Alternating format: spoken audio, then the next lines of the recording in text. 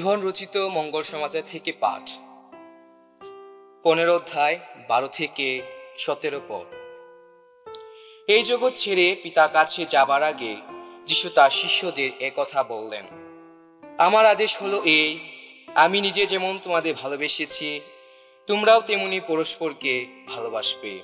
বন্ধুদের জন্য প্রাণ দেওয়ার চেয়ে বড় ভালোবাসা মানুষের আর কিছুই নেই। তোমরা আমার বন্ধু, অবশ্য আমি তোমাদের যা করতে বলছি তোমরা যদি তাই করো।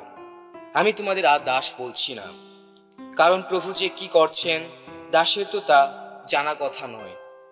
তোমাদের আমি এই জন্যে বন্ধু বলছি যে আমার পিতার কাছ থেকে যা কিছু শুনেছি সবই তোমাদের জানিয়েছি।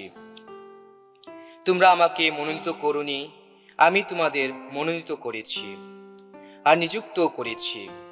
আমি চেয়েছি তোমরা কাজে এগিয়ে যাও, তোমরা সফল হও, স্থায়ী হোক তোমাদের কাজের ফল। তাহলে পিতার কাছে আমার নামে তোমরা যা কিছু চাইবে তিনি তাই তোমাদের দেবেন। তোমাদের আমি এই আদেশ দিচ্ছি, তোমরা পরস্পরকে ভালোবাসবে।